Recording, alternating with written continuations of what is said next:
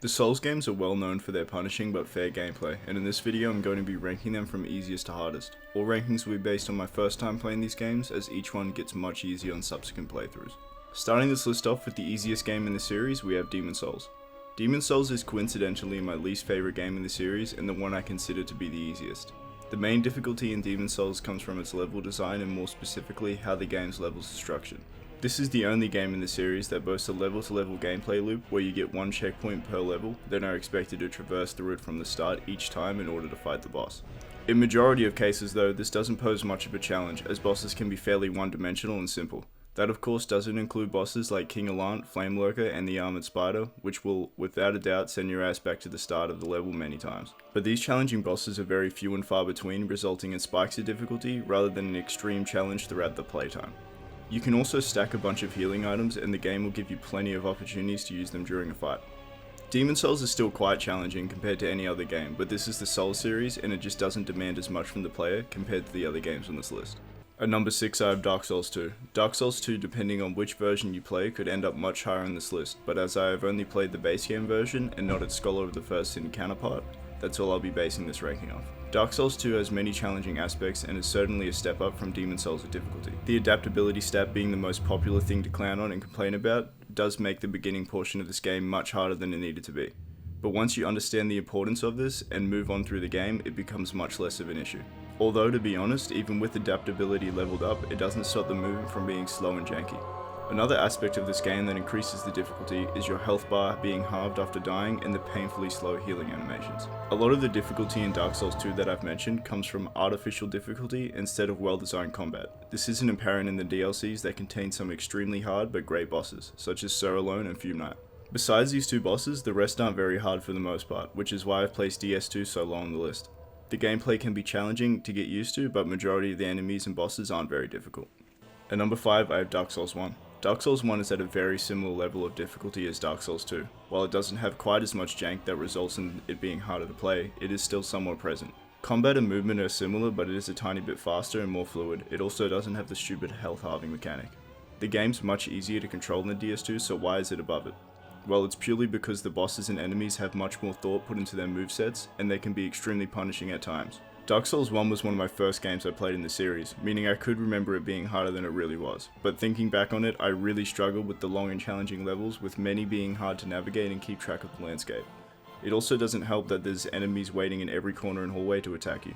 Many of the bosses are also challenging on first playthrough, such as Orange Sea and Smoke, Gwyn, Four Kings, and pretty much all the DLC bosses. Overall, Dark Souls 1 is hard from start to finish and doesn't really give you a break. At number 4 I have Dark Souls 3. Dark Souls 3 was honestly the least I struggled on out of the trilogy, purely because of how much cleaner and quicker it plays compared to its predecessors. It was also the last game I played out of the three, which meant I had a pretty good mastery of the Souls series by then. The level design and normal enemies don't pose much of a challenge if you've already experienced the Souls formula, but the bosses are something else. Not only are they incredible, but they're also incredibly difficult. Dark Souls 3 difficulty doesn't come from any jank or poor design choices, it comes from pure passion and experience put into their movesets. Nameless King, Soul of Cinder, Sister Fried, Gale, they're all spectacular and challenging fights. I put Dark Souls 3 this high despite my lack of struggle while playing it, because I do think it is a slightly harder game than DS1 and 2. The faster combat after playing the previous games just made it easier for me to get through. And I think all three Dark Souls games are pretty even in difficulty, while all being hard for different reasons, making it extremely hard to differentiate the rankings between them. At number 3 I have Bloodborne. While the Dark Souls games are basically tied, Bloodborne is a step up in difficulty and is clearly harder in my opinion. Bloodborne takes it a step further with its speedy combat and intense gameplay. Many enemies and bosses are quite hard to read and learn their movesets, for example with Ludwig, his untelegraphed and messy fighting strategy, while well designed, is very hard to get a rhythm going.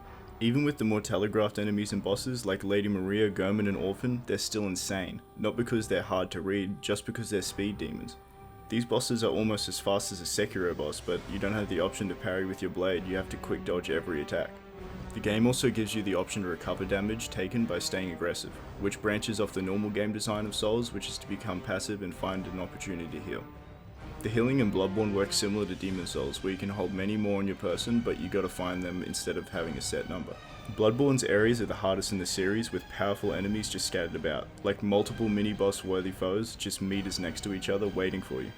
It's the combination of hard areas and bosses where you just don't get a single break. To sum up Bloodborne, everything about it is just challenging, so let's take that a step further with the next entry, which is Sekiro.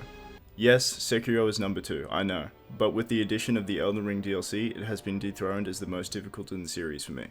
Sekiro's main hurdle is learning the combat. Like Bloodborne was fast, but man, this is something else. But once it does click after many hours, it becomes pretty easy to master. But no, that doesn't make the game easy, since FromSoft balances the scales by just increasingly stepping up the difficulty of the enemies and bosses until you get to Ishin and you feel like you're never gonna win. I seriously didn't know if I could beat this game when I faced Ishin for the first time. But Ishin isn't your only problem, you have to actually make it there first, and you have Genichiro, Shinobi Owl, and Guardian Ape blocking the way.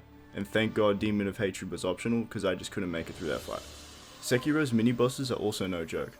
Each one poses their own challenge, and there's many of them throughout the game. Sekiro is the epitome of the get good phrase, as you have no classes, magic or summons, you just get a set number of tools, and you must master them to beat the game. At number 1, I have Elden Ring. Originally Elden Ring would have been behind Sekiro and Bloodborne if it was just the base game taken into account. But now we have Shadow of the Erdtree, which is easily the hardest Souls content, and the hardest thing I've ever played. Base game Elden Ring was no joke either, unless you utilize the large repertoire of items the game makes available to decrease the difficulty, which is completely fine even if a large amount of this community seems to despise it.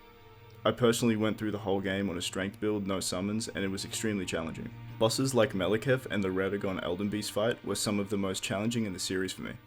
Then we get to the DLC where Radahn and Mesmer make them look like chumps. The level design in Elden Ring doesn't pose much of a challenge as the previous games, as it's open world and you can just go somewhere else and level up if you're having a hard time. Depending on how you choose to tackle Elden Ring, it could end up on the bottom of your list or the top. That goes for the base game anyway. I don't think anyone's arguing about the DLC's difficulty, no matter the build. If you did enjoy this video, consider leaving a like and let me know how you'd rank the games by difficulty in the comments. And if you want more similar content to this, subscribe and check out some of my other videos on screen now.